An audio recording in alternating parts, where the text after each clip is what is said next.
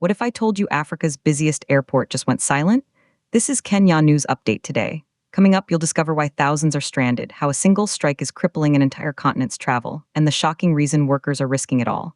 Meet Jazzy Mwango. His family came to see him off. They're still waiting. For hours. Because at Nairobi's Jomo Kenyatta International Airport, the air traffic controllers have vanished. This isn't just a delay. This is a total system collapse. And it's entering day 2, but here's the twist. The government told them not to strike. A court order said stop. They walked out anyway. Why would workers risk everything? Because they say they've been pushed to the absolute edge. For years. This is the story of a standoff that's leaving passengers in tears and an entire nation's economy on hold. You'll hear from travelers trapped in limbo, the union's explosive grievances, and the urgent meeting happening right now to try and stop this chaos. Meet Betty Wambui. She was meant to be in Egypt via Qatar. Instead, she's totally confused at Terminal 1A. She told Reuters, "I don't know whether I will travel or not."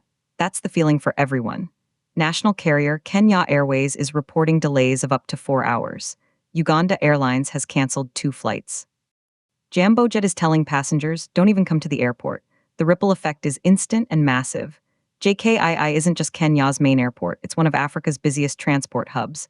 A choke point for the entire region. When it stops, commerce stops. Families are separated. Business deals collapse. But here's what nobody's talking about. This strike was completely predictable.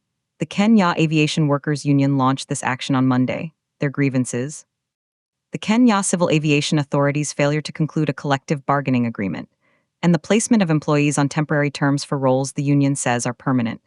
Imagine doing a critical, skilled job for years, but you're always just temporary. No security. No future, that's the powder keg. And then something shocking happened. Despite the court order, the workers said no. We're walking. The Aviation Authority says it wants to resolve this amicably.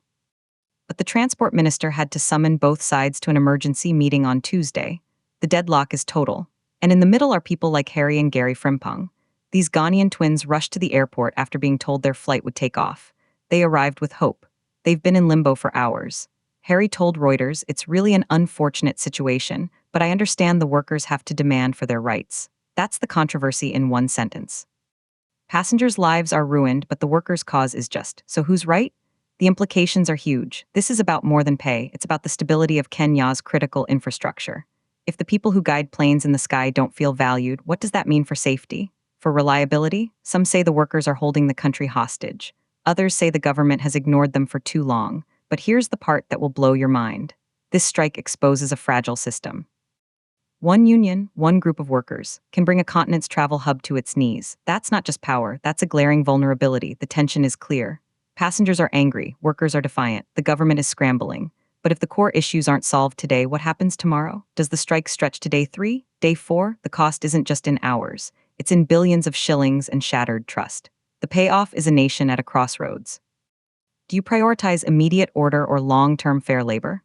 The transport ministers meeting today will decide.